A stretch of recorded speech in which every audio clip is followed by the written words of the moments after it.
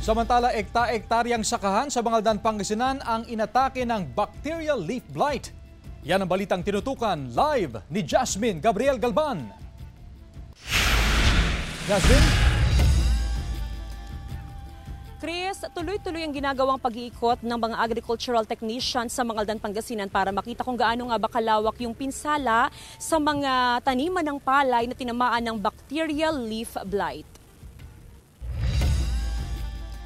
Nakabantay ang mga magsasaka sa kanilang mga palayan sa Barangay Lanas, Bangaldan, Pangasinan kaninang umaga. Inaatake kasi ng peste ang kanilang mga taniman. Ilang beses raw sila nag-spray ng pestisidyo pero tila wala raw pagbabago sa kanilang mga tanim. Naninilaw ang dahon ng mga palay na tinamaan ng peste. Posibleng umabot na rin daw hanggang sa mga butil nito.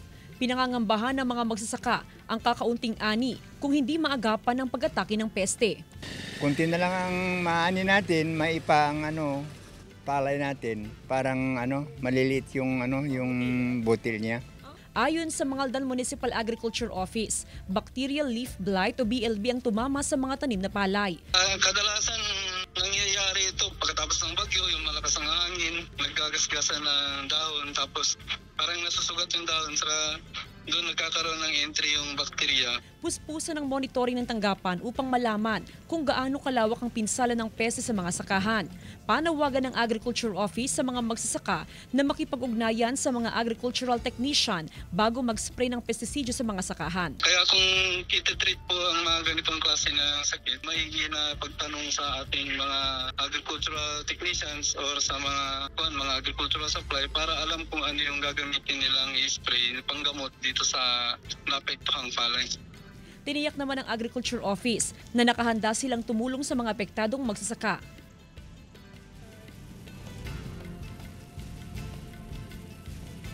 Chris, sa unang tingin na akalain natin na maayos, walang problema at healthy yung mga tanim na palay dito nga sa aming kinaroroonan. Pero ang totoo niyan, Chris, karamihan na sa mga palay dito nga sa aming kinaroroonan, itinamaan na nga ng bacterial leaf blight. Yung bacterial leaf blight, Chris, ito yung kung saan yung mga dahon ng palay, ito, makikita natin, Chris, nanilaw na yung karamihan sa mga dahon ng palay. Tuloy-tuloy naman yung pagbubunga ng mga palay, pero ang problema niyan, Chris, kung magtutuloy-tuloy yung bacterial leaf blight na hindi matreat, yung mga bunga niya, Chris, ipakita ko lamang. Ayan.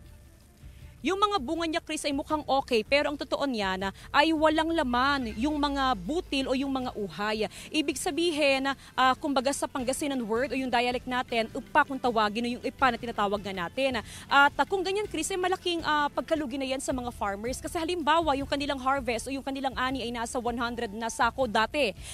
Kung ito nga ay naapektuhan ng bacterial leaf blight, ay aabutin na lamang sa 50 hanggang 60 na kaban ng palay ang kanilang maaani. So napakalaking loss yun para sa kanila.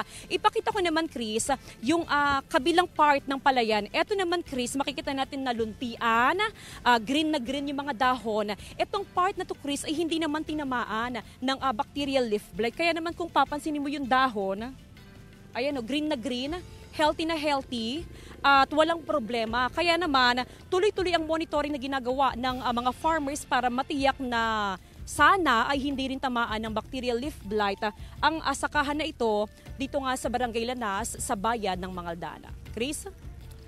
Maraming salamat, Jasmine Gabriel Galban.